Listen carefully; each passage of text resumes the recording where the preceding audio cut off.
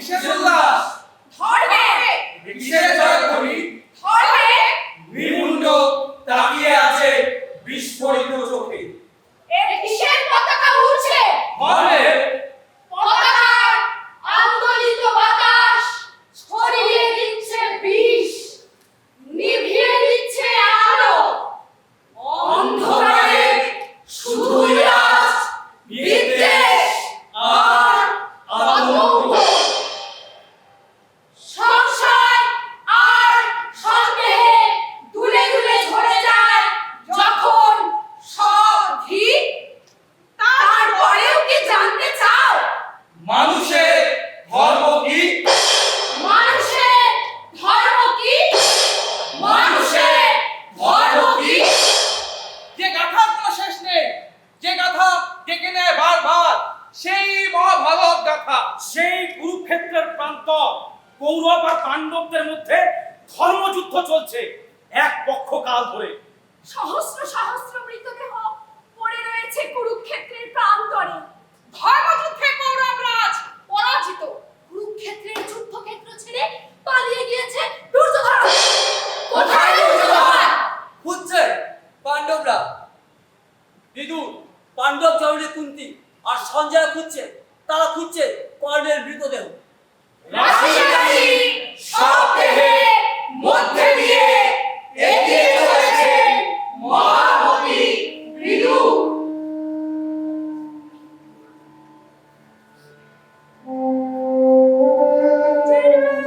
চির অন্বেষণের সন্ধানে এগিয়ে চলেছে।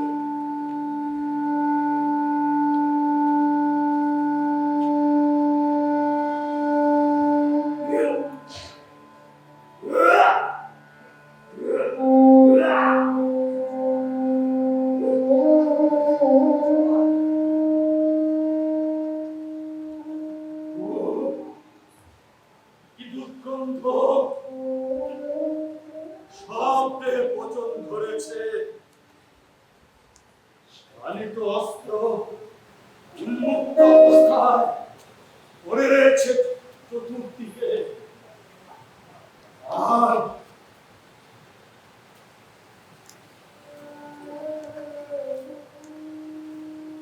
আরবীয় শৃগালের দল ছিঁড়ে খাচ্ছে লাশ।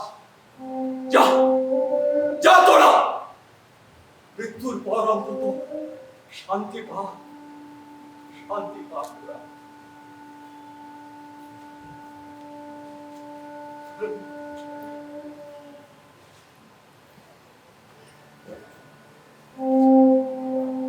দেখি ওরা কারা?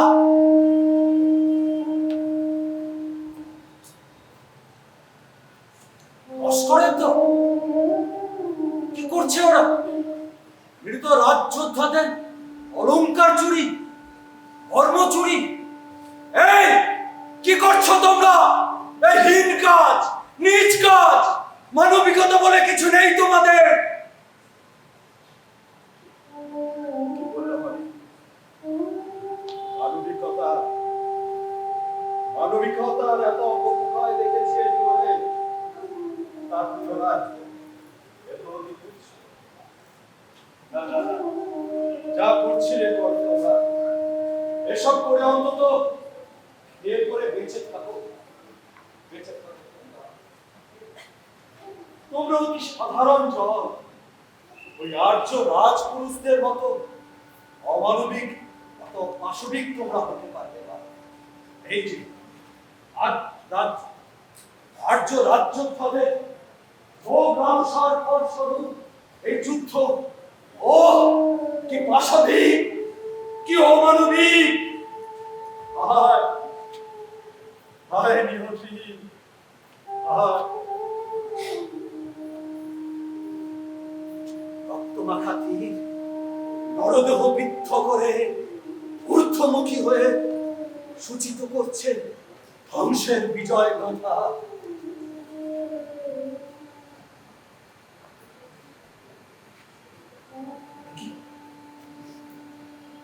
যুদ্ধক্ষেত্রে আরবীয় শৃগালের মৃতদেহ,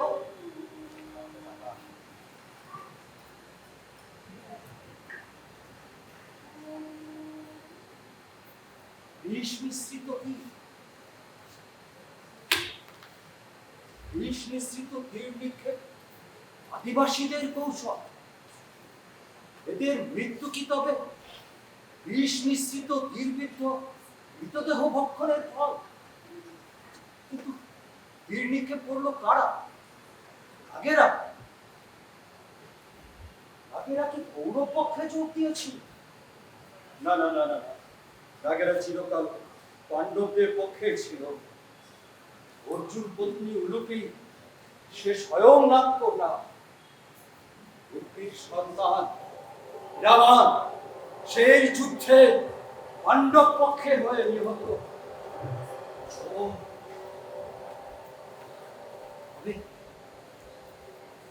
তবে কিসের প্রতিক্রিয়া? কি যুদ্ধগৃহের প্রতিক্রিয়া?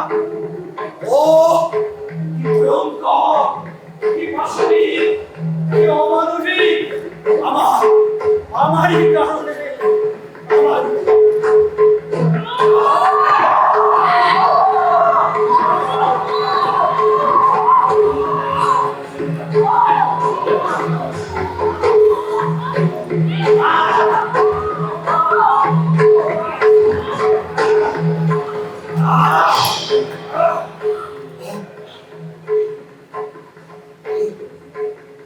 যুদ্ধগৃহ নির্মাণে হয়েছিল পাণ্ডবদের মৃত্যু ফাঁদ রূপে। যতুগৃহের তলদেশে সুড়ঙ্গ পথ নির্মাণ, সেই নিষাদ পরিবারকে আমন্ত্রণ, সব সব আমারই কারণে। আমি মহামতি, আমার মহানুভবতা, আমার কোমল হৃদয় নিয়ে কত কথা, কত কল্প কথা। আমার ন্যায় বিচার উদাহরণ স্বরূপ হয়ে গেছে মহাভারতে। আমি স্বয়ং ধর্ম, সেই আমি। পৃথা পৃথা তোমার সন্তানদের রক্ষার স্বার্থে, রাষ্ট্রের স্বার্থে, বহুজন হিতের স্বার্থে কাজ করেছি। আমি পাপ করেছি, পাপ।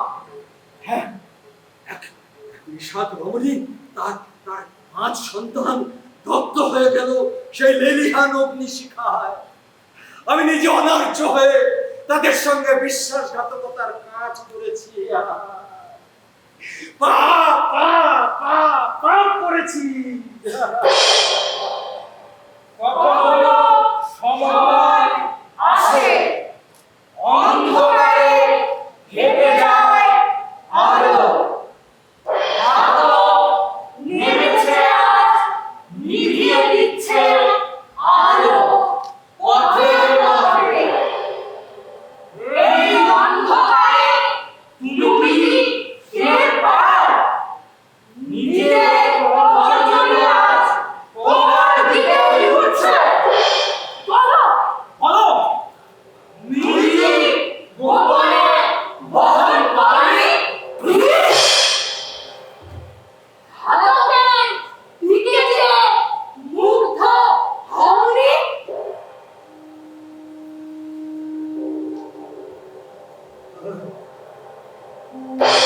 তোমার অকপট উচ্চারণে ঘুরে যায় মুখে মুখোশ।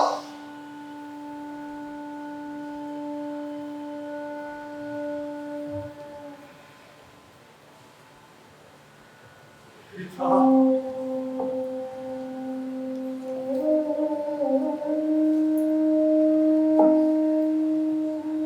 পৃথা পৃথা, শুনতে পাচ্ছ পৃথা? পেলে সন্ধান কর্ণের?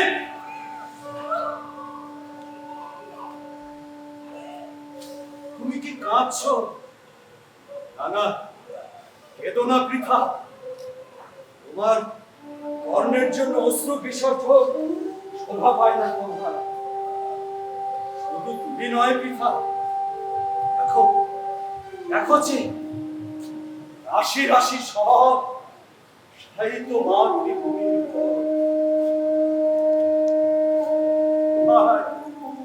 স্বজন বন্ধু ভাই সবাই সবাই আঘাত এনেছে সবার উপর। আয় নিয়তি, আয়।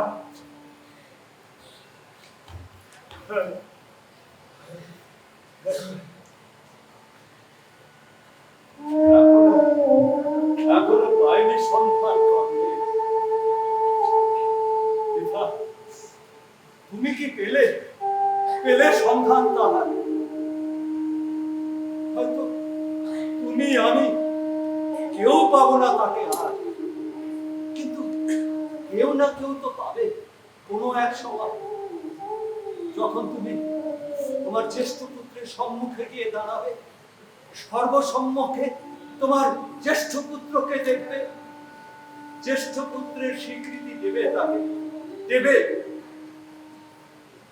পিতা, আগে যদি তাকে তুমি পুত্র হিসাবে স্বীকৃতি দিতে, তাহলে হয়তো এই যুদ্ধই হতো না। পিতা,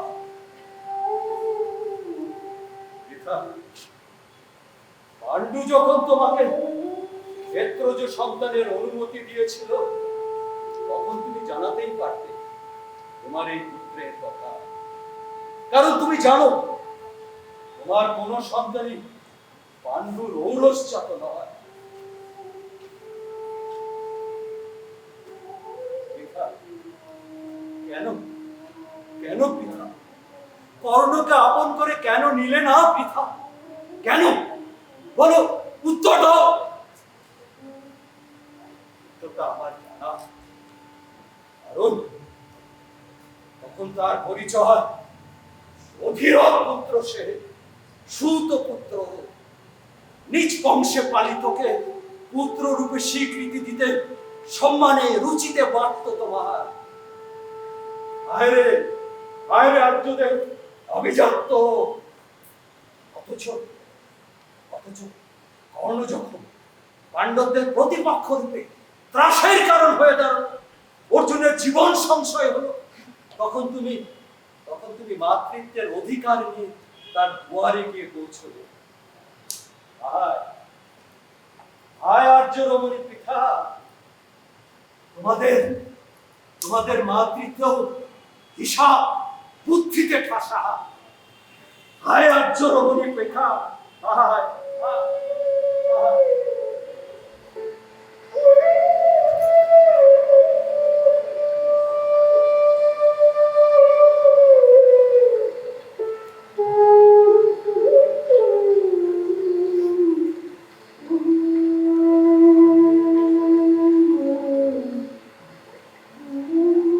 মাতার ভেলায় স্রোতস্বিনী নদী তীর বুকে ভাসতে থাকা ওই নয়ন ফোলানো শিশুটি কে গো?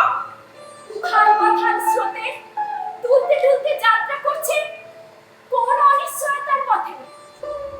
মাতা কি ভাসিয়ে দিয়েছে তাকে?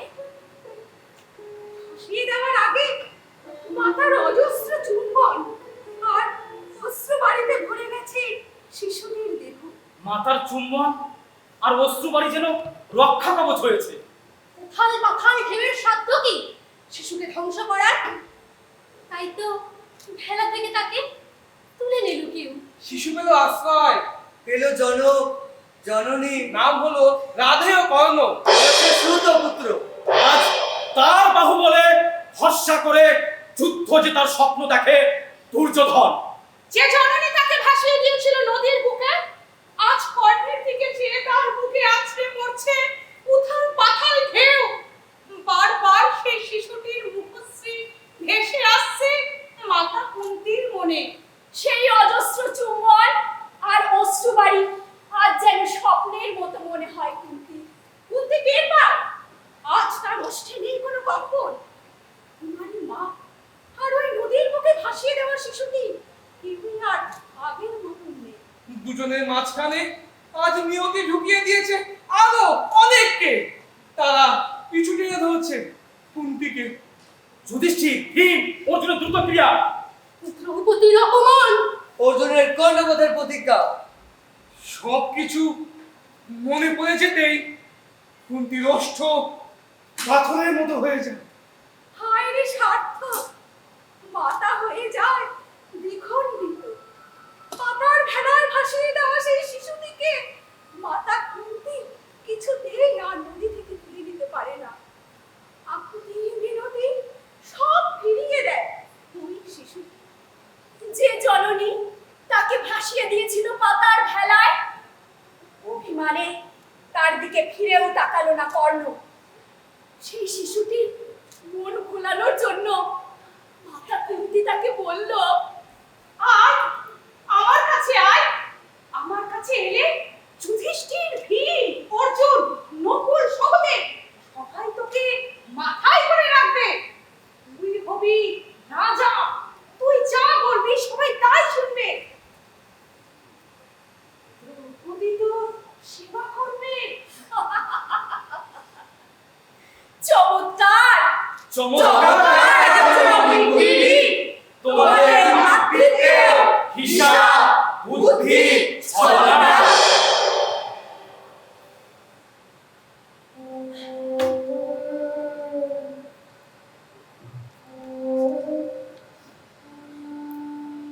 এ হয় হৃদয় খুলে বেদনা জাগাতে ভালোবাসে, অনুশোচনা, অশ্রু বর্ষণ, নিষ্পাপ, নিষ্প্রয়োজন, আত্মসমালোচনা, আত্মবিশ্লেষণের প্রয়োজন। আর যদি ন্যায় বিচার বুঝি না, আমার ক্ষেত্রে না, ব্যাসদেবের পুত্র আমি, ধৃতরাষ্ট্র পাণ্ডুর ভাই। কিন্তু সত্যি কি তাই? তোমাদের পরিবারে রাখত আমি, কারণ আমার মাতা অনার্য রাজভোগ্যা।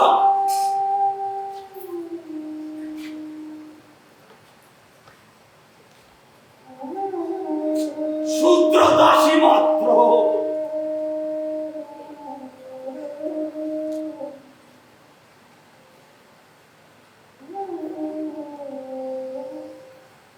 পিতামহী সত্যবতীর নির্দেশে ব্যাসদেবের ঔরসে অম্বিকার গর্ভে জন্ম ধৃতরাষ্ট্রের, অম্বালিকার গর্ভে পাণ্ডু।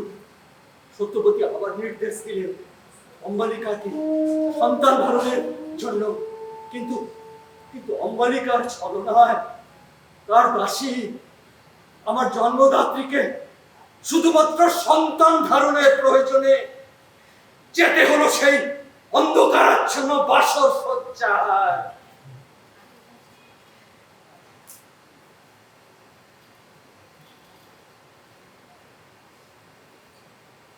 সেই রাত্রের সেবায় আমার পুত্রীদের সন্তুষ্ট হয়ে আমার মাতাকে আশীর্বাদ স্বরূপ বলেছিলেন, স্বয়ং ধর্ম মনুষ্যরূপে তোমার গর্ভে জন্মাবে। আমি আমি মায়ের ঈপ্সিত সন্তান, কিন্তু ধৃতরাষ্ট্র পাণ্ডু অনিচ্ছার নিরবে। তবু আমার মায়ের মনে সংশয় ছিল, এই কুরু বংশে আমার স্থান ঠিক কি হবে। হ্যাঁ, আমি পেয়েছি কুরু বংশের সমস্ত সন্তানদের মতোই সুখ, স্বাচ্ছন্দ্য, শিক্ষা লাভের ক্ষেত্রে কোনো ত্রুটি ছিল না আমার। তার কাছে পেয়েছি শ্রেষ্ঠতম জ্ঞান, বেদজ্ঞান। তবু আমার পিতৃদের এই সংশয়কে দূর করবার জন্য আশ্রয় নিল এক দৈব মহিমার গাথা। তুমি শুনেছিলে সেই দৈব মহিমার গাথার কথা?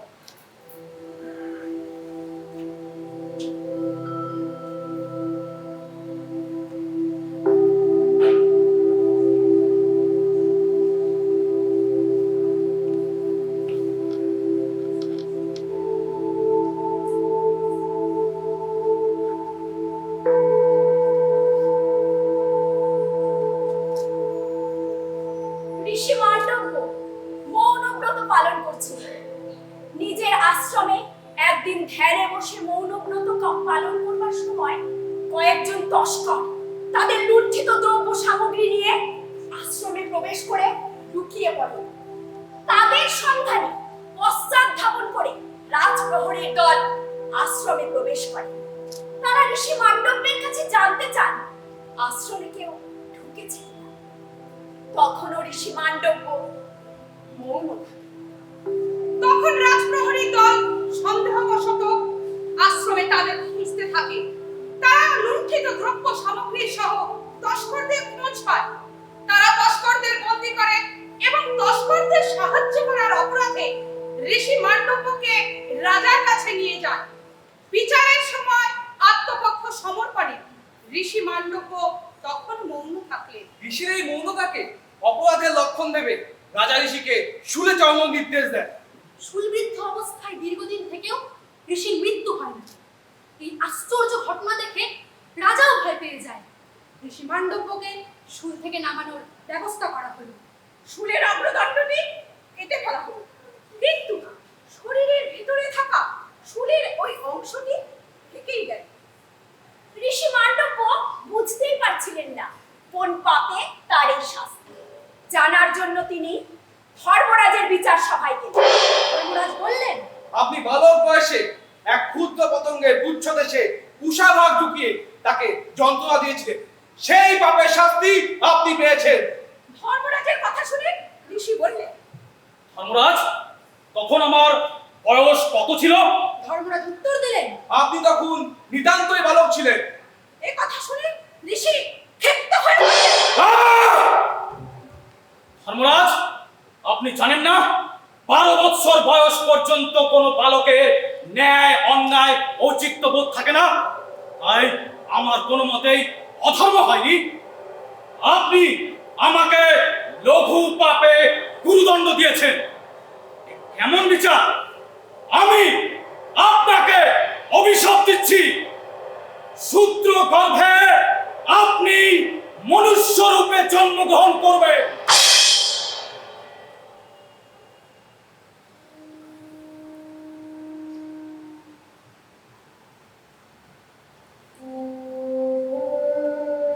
এটা ব্যাসদেব আমার উপর সেই দৈব মহিমার অসাধারণত্ব অর্পণ করলেও সত্যি কি আমি এই কুরুবংশের কেউ, হস্তিনাপুরের রাজ পরিবারের কেউ? না না না, কেউ না, কেউ না। আমি যেমন ওদের আপন করে নিতে পারিনি, ওরাও আমাকে আবার আপন করে। প্রকাশ্য আমি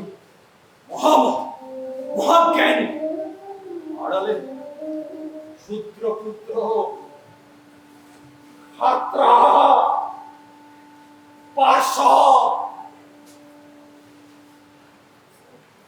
হস্তিনাপুরের রাজকর্ম আমার পরামর্শ ছাড়া অচল ছিল। তবু আমি আমার প্রাপ্য সম্মান পাইনি। তখন সবাই আমাকে ক্ষুদ্র দৃষ্টিতে দেখেছে। না না না, অবশ্যই তুমি না পৃথা, তোমার সন্তানেরা, বিশেষ করে যুধিষ্ঠির আমাকে দেবতা জ্ঞানে সম্মান করে। কিন্তু ভাতা ধৃতরাষ্ট্র আমার কথা তার পছন্দ না হলে, মনের মতো না হলে যুদ্ধ তিরস্কার। আমি তো চাইনি ভাষা খেলা হোক, যুদ্ধ হোক। যুদ্ধের বিপক্ষেই বলেছি আমি।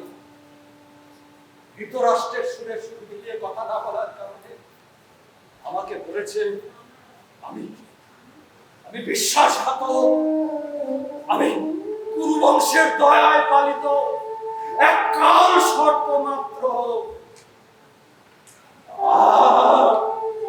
কি অপমান, কি লজ্জা! কতবার আমি এই হস্তিনাপুর ছেড়ে চলে যেতে চেয়েছি, আবার তারই অনুরোধে ফিরে আসতে হয়েছে আমাকে। এসব তাদের অভিনয়। তাদের বিপক্ষে কথা বললেই জুটবে তিরস্কার, আর তাদের পক্ষে কথা বললে জুটবে পুরস্কার। তাই আর্যদের ছলনা, ঘৃণ্য রাজনীতি।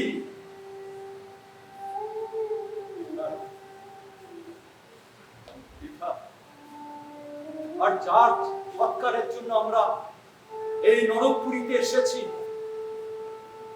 আজ হয়তো এসব কথা বলবার জন্য উপযুক্ত সময় নয়। তবুও বলি, তোমার সন্তান কর্ণ সেও আমাকে কম অপমান করে। আমি জানি তার শরীরে বইছে আর্য রক্ত। দুর্যোধনের হীনকর্মের ওই ছিল মূল পরামর্শদাতা। তোমার পুত্রবধূ দ্রৌপদীকে বলপূর্বক আনবার পরামর্শ ছিল তারই। আজ আজ সব শেষ হয়ে গেছে। আজ আমার মনে হয় কোনো ক্ষোভ নেই, হচ্ছিল কোনো এক সভায়। আমার খবর দিতে আর্য রক্ত নেই বলে পাণ্ডু যখন স্বাস্থ্যোদ্ধারের প্রয়োজনে হিমালয়ে গেল, জ্যেষ্ঠতা তো সিংহাসন গ্রহণ করলেন না, তখন আমি আর ধৃতরাষ্ট্রের মধ্যে কে কে ছিল যোগ্য? জ্ঞানী, প্রজ্ঞায়, শারীরিক সক্ষমতায়, চারিত্রিক দৃঢ়তায়, রাষ্ট্র পরিচালনার দক্ষতায় কে কে ছিল দক্ষ? সিংহাসনে বসেছে সেই অন্ধ ধৃতরাষ্ট্র। কারণ কারণ সেই মাতৃ পরিচয়।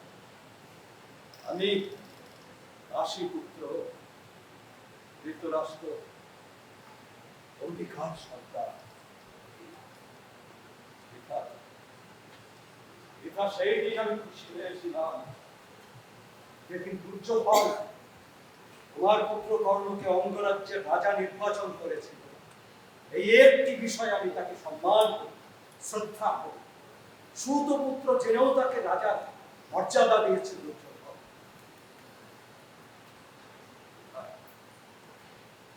এই মৃত্যু করিতে সব দেহ এক অবিকল বিপুল সম্পদশালী সম্রাট আর দরিদ্র সৈনিক এক শয্যায় শায়িত।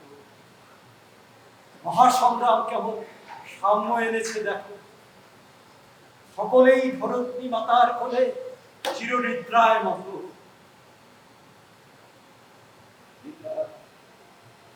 শান্ত আমি, শান্ত আমি। আর জাগিছে মনে নিদ্রা যায়, নিদ্রা যায় নিজ মাতৃ কোলে।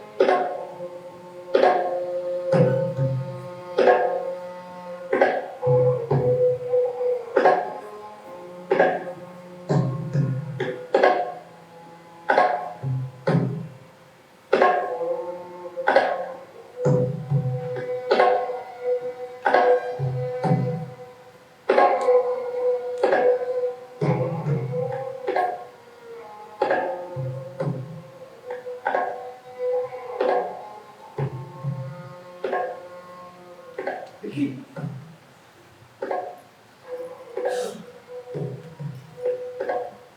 আর মৃতদেহ,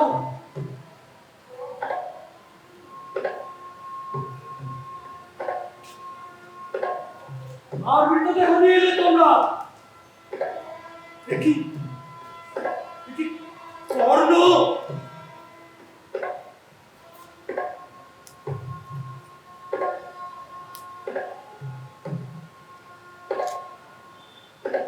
আহ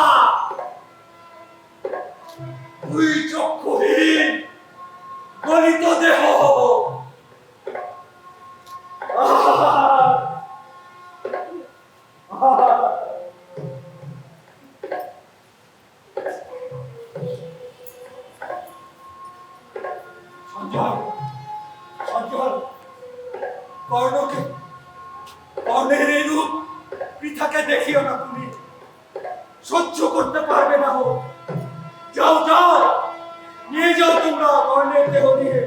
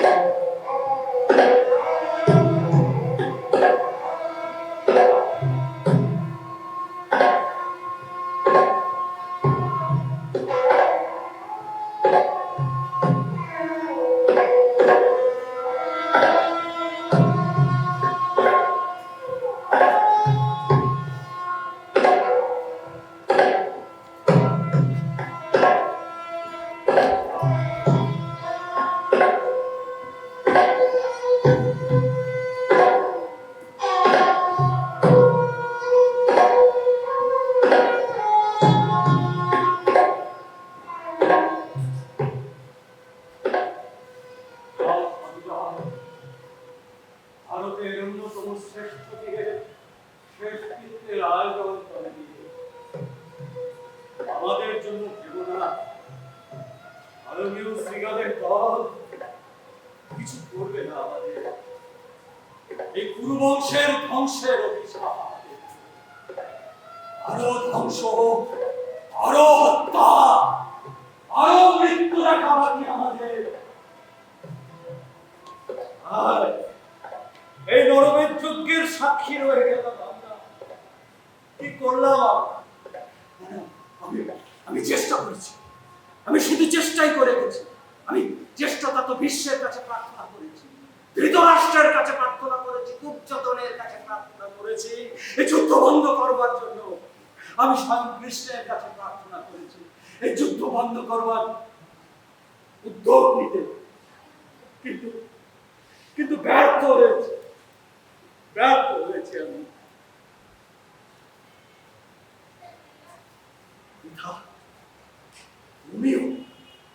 তুমিও চেয়েছিলে যুদ্ধ। হ্যাঁ, তোমার চোখে দেখেছি প্রতিহিংসার আগুন। তোমার সেই আগুন তুমি তোমার সন্তানদের মধ্যে ছড়িয়ে দিয়েছ। জানি ক্ষত্রিয় রমণী, যুদ্ধে তুমি ভয় পাও। অনেক অনেক অন্যায় তুমি করেছো একের পর এক।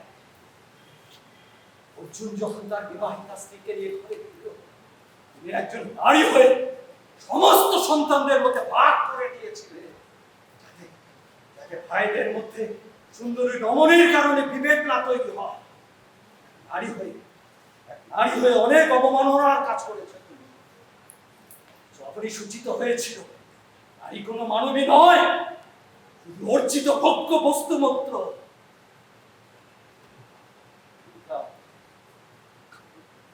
লিম্বার কথা মনে করে তোমার পাণ্ডবদের অরণ্যবাসের সময় তুমি ছিলে। গন্ধর্ব বিবাহ তুমি মেনে নিয়েছিলে, কিন্তু হস্তিনাপুর ফিরে এসে তার শিশু সন্তানকে প্রত্যাখ্যান করলেন। আবার এই যুদ্ধে হিড়িম্বার সন্তান বীর ঘটোৎকচকে যখন তোমাদের যোদ্ধা হিসেবে প্রয়োজন হলো, তুমি ভীমকে পাঠালে ঘটোৎকচের কাছে যুদ্ধে অংশগ্রহণ করবার জন্য। অরণ্যের নিক্ষিপ্ত তীরে মৃত্যু হলো বীর ঘটোৎকচের। একটা প্রশ্ন যাচ্ছে, অর্জুন পুত্র অভিমন্যু, তুমি তাকে তার দুঃখে শোকার্ত ছিল, কিন্তু কিন্তু ঘটোৎকচের মৃত্যুতে তুমি কি শোকাহত?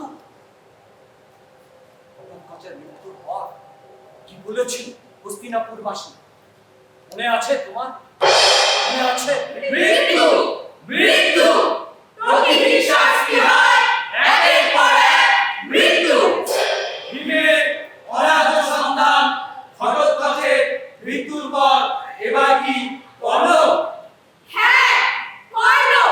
তার ছিল প্রতিদ্বন্দ্বী অর্জুনের জন্য সঞ্চিত অস্ত্র একাধিক ব্যবহৃত হলো ঘটোৎকচের ওপর। এবার কি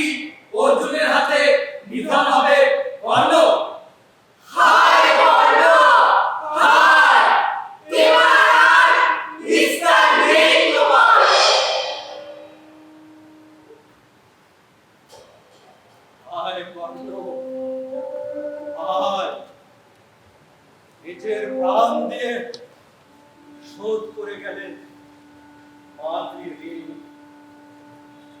প্রার্থনা করো পিতা, এই মুহূর্তে সব আসলে আবেগে, হতাশায়, গ্লানিতে পক্ষপাত তো আমারও ছিল না বলো তোমার সন্তানদের প্রতি? হ্যাঁ, সমস্ত ক্ষেত্রে সর্বদা আমি পাণ্ডবদের পক্ষই নিয়েছি। ধৃতরাষ্ট্রের সন্তান দুর্যোধনের জন্ম মুহূর্তে আমি এতটাই পক্ষপাতিত্ব দুষ্ট ছিলাম যে সেই জন্ম মুহূর্তে আমি আমার ভাবনায়, আমার কামনায় এলো না না, এই সন্তানের মৃত্যু হয় ভালো, এই সন্তান বড় অমঙ্গলের। এক সদ্যজাত শিশু মৃত্যু কামনা, এই যে কত বড় পাপ! আমি স্বয়ং ধর্ম হয়েও অধর্মের কাজ করেছি। আজ অনুশোচনায় পক্ষ আমি। আসলে আসলে আমার মনের অবচেতন করে হয়তো দেখা দিয়েছিল যে যুধিষ্ঠিরের সিংহাসন প্রাপ্তির ক্ষেত্রে প্রধান প্রতিপক্ষ হবে এই শিশু। হ্যাঁ,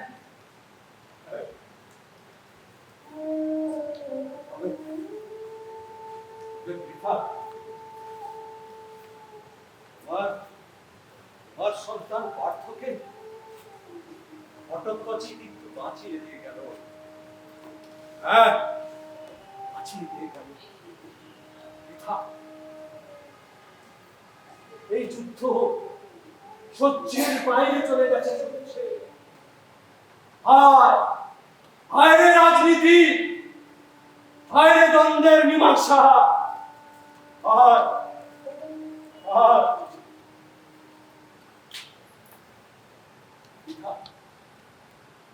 তোমার অশ্রুবাহিতে কে বেশি দিচ্ছে পিতা?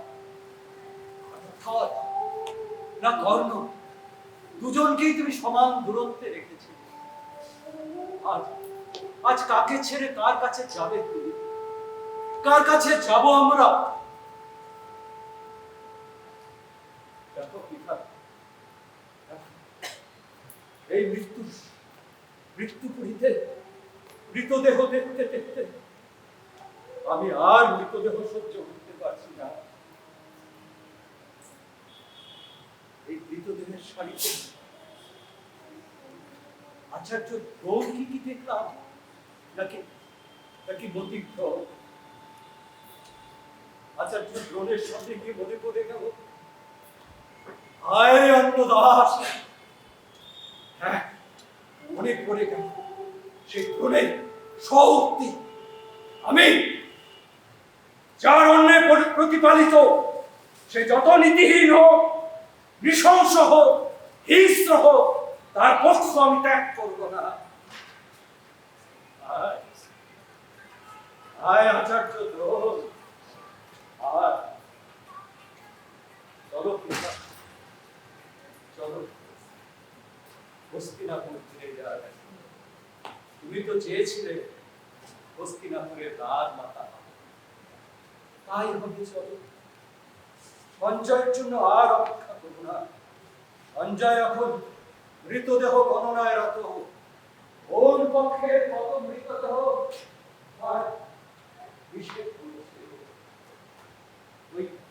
ওই অন্ধ ধৃতরাষ্ট্রকে জানাবে বলে।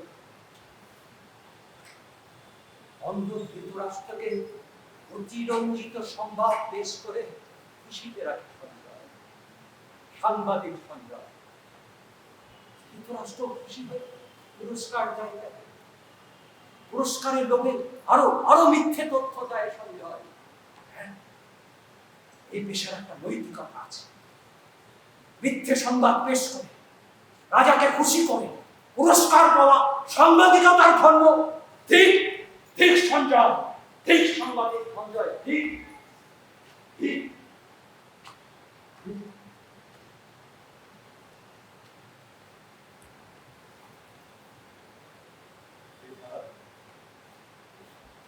এই অন্তরে যারা আছে তারা সব অতীতের দিকে চলে গেছে, সব স্বার্থ ত্যাগ করে অতীতের দিকে চলে গেছে তারা।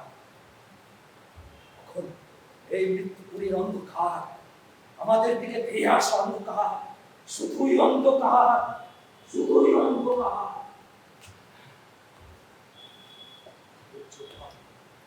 দুর্যোধন পালিয়েছে, তোমার সন্তানের তাকে খুঁজছে, খুঁজে পাবেও তাকে। তারপর আবার আবার হত্যা, আবার মৃত্যু। অবশেষে হস্তিনাপুরের রাজা হলে যুধিষ্ঠির, ধর্মরাজ যুধিষ্ঠির। ও তো আমি যুধিষ্ঠির। আমাদের দুজনের কি অদ্ভুত অদ্ভুত মিল রয়েছে। আমার মতোই কোমল হৃদয় যুধিষ্ঠিরের। হ্যাঁ, যুধিষ্ঠির সবার দুঃখে দুঃখ পায়, সবার প্রতি সম অনুভূতি যুধিষ্ঠিরের। যুধিষ্ঠির রাজা হলে আমাদের কল্যাণ, হস্তিনাপুরের মঙ্গল হবে। তুমি তো জানো, আজ পর্যন্ত আমি একটি সম্পর্ক হত্যা করিনি, কিন্তু সারা জীবন আমি শুধু অস্ত্রহীন যুদ্ধই চালিয়েছি, তোমার সন্তানও চালিয়ে চলেছে। তবে তুমি শুনলে খুশি হবে, আমার সন্তান যুধিষ্ঠির মল্লরাজ শল্যকে হত্যা করেছে। আমি আজীবন ধর্ম হয়েও নৃশংস ছিলাম, অনৃশংস ছিলাম। আমার পুত্র অন্তত একবার নৃশংস হল। চলো হস্তিনাপুর ফিরে যাওয়ার আগে জ্যেষ্ঠ তাপক খরসজ্জায় গিয়ে তাকে প্রণাম করে ফিরে যায় হস্তিনাপুরে। হস্তিনাপুরের প্রাসাদ কার্য অন্ধকারে ছেয়ে আছে, সেখানে শুধু অন্ধকার, থাকে শুধু অন্ধকার। মুখোমুখি বসিবার তুমি আর আমি, ধৃতরাষ্ট্র গান্ধারী। এই প্রাসাদের অন্ধকারে মৃত্যু যেন নৃত্য করছে, আর এই প্রাসাদের মধ্যে অন্ধকারে একা নিঃসঙ্গ হয়ে বসে আছে সেই মানুষটি ধৃতরাষ্ট্র। আমাকে দেখলেই বলবে, ভাই বিদুর, আমাকে ধর্ম কথা শোনো, আমাকে পরামর্শ দাও, আমাকে সান্ত্বনা দাও, আমি কি করব বলো। বিদুর, ব্যাসদেবের পুত্র বিদুর, শূদ্র দাসী পুত্র বিদুর, আমি স্বয়ং ধর্ম। আমি ধর্ম হয়েও আমি এই যুদ্ধ থামানোর জন্য কোন দেবতার কাছে যাইনি, কোন মন্দিরে যাইনি। আমি মানুষের কাছে গিয়েছি, মানুষের কাছে প্রার্থনা করেছি। আমি জ্যেষ্ঠদাতা ভীষ্ম, ধৃতরাষ্ট্র, দুর্যোধন, স্বয়ং কৃষ্ণের কাছে প্রার্থনা করেছি, ব্যর্থ হয়েছি। আমি ধৃতরাষ্ট্রকে রাজধর্ম পালনের কথা বলেছি। এই ধরনীতে জাতি, ধর্ম, বিদ্বেষ বেড়েই চলেছে। নিজেদের বুকে লোভ, লালসা, ক্রোধ, ঈর্ষা বহন করে কোন ধর্ম সন্ধানে চলেছি আমরা, কোন ধর্মপথে চলেছি আমরা, কোন ধর্মপথের সন্ধানে চলেছি আমরা, কোথায়